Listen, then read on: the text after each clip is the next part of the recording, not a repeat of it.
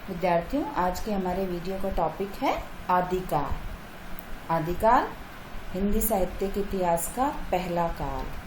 आज हम आदिकाल की प्रमुख प्रवृत्तियां और आदिकाल का गद्य साहित्य पढ़ने जा रहे हैं। सबसे पहले आदिकाल की प्रमुख प्रवृत्तियां। पहली प्रवृत्ति है युद्धों का सजीव वर्णन।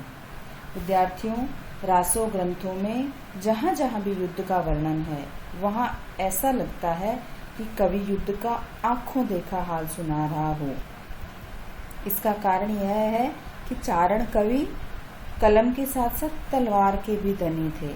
जब भी उन्हें जरूरत पड़ी वे अपने आश्रयदाता के साथ युद्ध में जाकर के तलवार से हाथ साफ भी करते थे। अतः उन्होंने जो भी युद्ध के दृश्यों का वर्णन किया है वो उनकी अपनी वास्तविक अनुभूति है। इन कवियों ने राजाओं की, योद्धाओं की उमंगों का, मनोदशाओं का और क्रियाकलापों का बहुत ही सुंदर वर्णन किया है।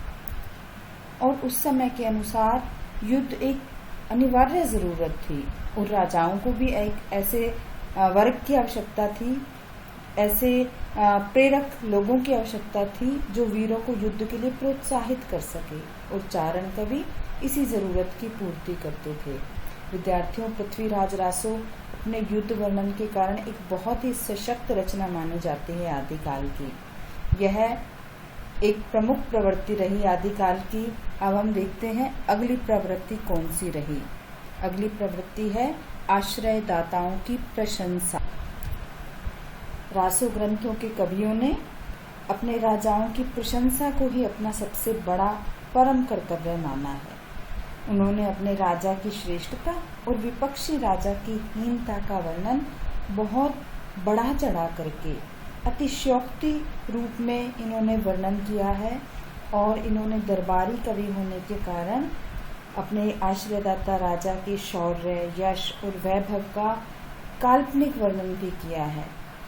पृथ्वीराज रासो और खुमान रासो इसी श्रेणी की प्रशंसापरक काव्य रचनाएं हैं।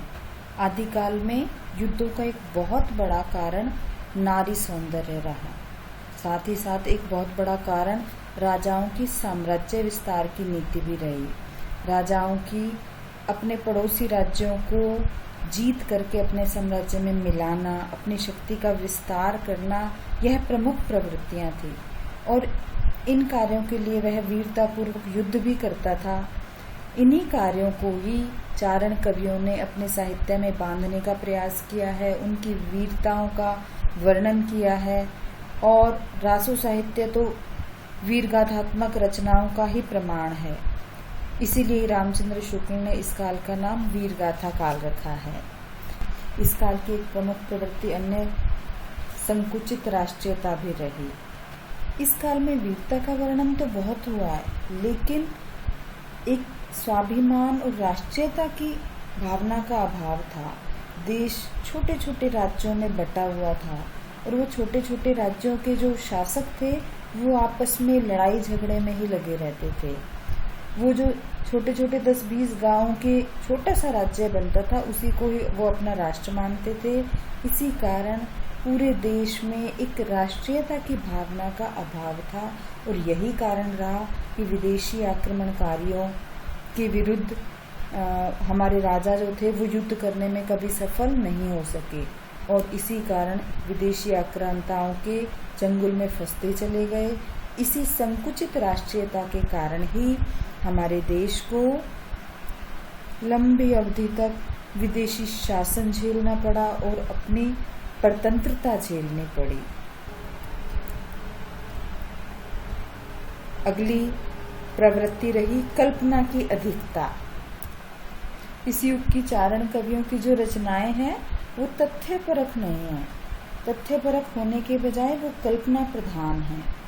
ऐतिहासिक पात्र तो रचनाओं में हैं, लेकिन उनमें इतिहास नाम मात्र को ही है। कवियों ने कल्पना का ही सहारा लेते हुए घटनाओं, उनके नामों, उनकी तिथियों तक की भी कल्पना कर ली है। वास्तव में इन रासो ग्रंथों में संभावना पर और कल्पना पर ज्यादा बल दिया गया है बजाय तथ्यों के। इन कवियों ने अपने आश्रयदाताओं की वीरता का काल्पनिक वर्णन करने में इतिहास सत्य की भी अवहेलना करती है। इसी कारण इन रचनाओं को काल्पनिक कथायुक्त रचना कहना ही ठीक लगता है। और अगली प्रवृत्ति संदिग्ध प्रामाणिकता रही। इस काल के अधिकांश रासो ग्रंथ प्रामाणिकता के संदर्भ में संदिग्ध ही रहे हैं। पृथ्वीराज रासो जो इस युग की प्रमुख रचना है, उसके संबंध में भी विभिन्न प्रकार के मत प्रचलित रहे। आचार्य रामचंद्र शुक्ल ने तो यहाँ तक भी कह दिया कि इसके अतिरिक्त और कुछ कहने की जगह नहीं है कि यह पूरा ग्रंथ वास्तव में जाली है। इस प्रकार खुमान रासो, परमाल रासो, लगभग सभी ग्रंथों की प्रामाणिकता में संदेह है। इस प्रकार इस काल के ग्रंथों की एक विशेष प्रवृत्ति प्रामाणिकता में संदेह भी रही है। और अगली प्रवृत्ति है छंदों की विविधता। रासो ग्रंथों में छंदों की विविधता दिखाई देती है। हम बात करें पृथ्वीराज रासो की तो उसमें अनेक छंदों का प्रयोग हुआ है। दोहा, रोला, उल्लाला, कुंडलियाँ, तोटक, बहुत सारे छंदों का प्रयोग इन रासो ग्रंथों में हुआ है। छंदों की विविधता के कारण ही चंद्रवरदाई को छंदों का सम्राट कहा जाता है। और साथ ही साथ आदिकाल में पृथ्वीराज रासो को छंदों का अजायब घर तक कह दिया गया है। आचार्य हजारी प्रसाद द्विवेदी ने रासो के छंदों की विशेषता बताते हुए कहा है कि रासो के छंद जब बदलते हैं तो श्रोता के चित्त में प्रसंगानुकूल नवीन कंपन उत्पन्न करते हैं। इस प्रकार छंदों की विविधता इस काल की प्रमुख विशेषता रही है। और अगला है अलंकारों का स्वाभाविक समावेश। रासो ग्रंथों के विशाल कलेवर में प्राय सभी अलंकार प्राप्त हो जाते हैं, लेकिन विशेष रूप से अनुप्रास, वक्रोक्ति, यमक, श्लेष, उपमा, रूपक, उत्प्रेक्षा, अतिशयोक्ति जैसे अलंकार तो भरे पड़े हैं। और साथ ही सौंदर्य चित्रण में इन्होंने उत्प्रेक्षाओं से भी काम लिया है। इस प्रकार आदिकाल की एक प्रमुख प्रवृत्ति रही अलंकारों का स्वाभाविक समावेश। और अगली प्रवृत्ति रही डिंगल पिंगल भाषा का प्रयोग। विद्यार्थियों, आदिकालीन जो रासो साहित्य है उसमें डिंगल और पिंगल दोनों भाषाओं का प्रयोग किया गया है। डिंगल अपने आप में अपभ्रंश और राजस्थानी का मिला जुला रूप है, और अपभ्रंश के साथ ब्रज भाषा के मेल से जो भाषा बनी है वो पिंगल है। यह दोनों ही भाषाएं रासो साहित्य में विशिष्ट रूप से प्रयुक्त हुई हैं, जो आदिकाल की एक प्रमुख प्रवृत्ति है। अगली प्रवृत्ति है वीर और श्रृंगार रस की प्रधानता। हालांकि रासो ग्रंथों में सभी रसों का समावेश है, लेकिन विशेष रूप से वीर और श्रृंगार रस का समावेश तो बहुत ही अच्छे तरीके से हुआ है। युद्धों का वर्णन, वीरों के मनोभावों का, उनके उत्साह का जो मनोहारी वर्णन इन चारण कवियों ने किया है, वैसा कहीं भी देखने को नहीं मिलता। पृथ्वीराज रासों में तो ऐसे बहुत सारे स्थल हैं जहां वीर रस से पूर्ण दृश्य उपस्थित होते हैं। साथ ही साथ युद्ध शौर्य प्रदर्शन के लिए तो होते ही थे, लेकिन सुंदर राजकुमारियों से विवाह करने के लिए भी लड़े जाते थे। इसीलिए श्रृंगार रस के भावपूर्ण वर्णनों का समावेश भी इन काव्य ग्रंथों में मिलता है। राजकुमारियों के सौंदर्य का अतिशयोक्तिपूर्ण वर्णन भी मिलता है, नक्षिक वर्णन भी, और षड ऋतु वर्णन की परंपरा भी इस युग में शुरू हो चुकी थी। इस प्रकार वीर और श्रृंगार रस की प्रधानता इस युग की एक प्रमुख प्रवृत्ति रही। और अगली प्रवृत्ति ऐतिहासिकता का नितांत अभाव रहा। विद्यार्थियों, रासो ग्रंथों में तथ्य कम थे, कल्पना ज्यादा थी।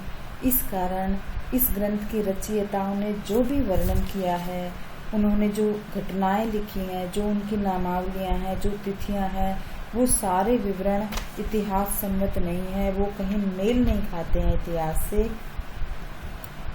अतः ऐतिहासिकता के अभाव के कारण और भ्रांतियां ही उत्पन्न हुई हैं रासो साहित्य के कारण। और अगली प्रवृत्ति रही लोक भाषा साहित्य। आदिकाल में सिद्धाचार्यों, जैनाचार्यों और नाथ संप्रदाय के अनुयायियों ने लोक भाषा में ही अपनी रचनाएं प्रस्तुत की हैं और इसी बात को डॉक्टर हजारी प्रसाद द्विवेदी ने भी माना है। अगली प्रवृत्ति है मुक्तक और प्रबंध काव्यों की रचना। आदिकालीन काव्य दो रूपों में मिला है। पहला प्रबंध काव्य। प्रबंध काव्य दो तरह से था। एक तो जो जैन साहित्य में चरित काव्य रहे वो भी प्रबंध काव्य के अंतर्गत ही आते हैं। साथ ही साथ पृथ्वीराज रासो जो एक वीर गाथात्मक काव्य रचना थी वो भी प्रबंध काव्य के अंतर्गत ही आते हैं। और दूसरे प्रकार का काव्य रहा मुक्तक गीति काव्य, जैसा बीसलदेव रासो रहा। तो इस युग में, इस काल में प्रबंध और मुक्तक गीत काव्यों की रचना प्रचुर मात्रा में की गई।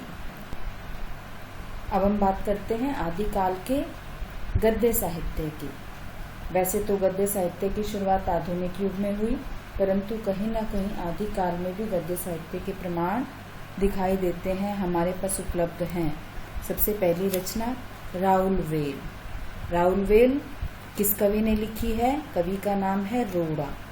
रोड़ा कवि द्वारा लिखित राउल वेल एक 10वीं शताब्दी में लिखी गई रचना है और इसमें जो गद्य का स्वरूप है वो सिर्फ गद्य नहीं है, इसमें पद्य भी मिश्रित है, अर्थात गद्य और पद्य मिश्रित काव्य है। ये बेसिकली यह काव्य ही है, लेकिन उसमें गद्य भी है और पद्य भी है, अर्थात चंपू वाला रूप इसमें दिखाई देता है।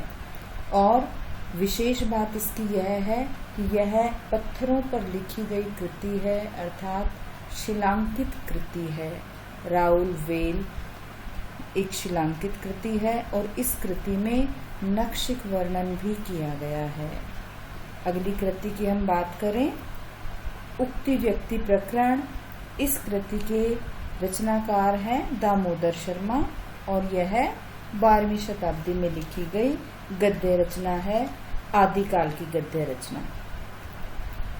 अगली रचना है वर्ण रत्नाकर, जिसे ज्योतिरीश्वर ठाकुर ने लिखा है और यह मैथिली हिंदी में रचित गद्य की एक बहुत श्रेष्ठ पुस्तक है।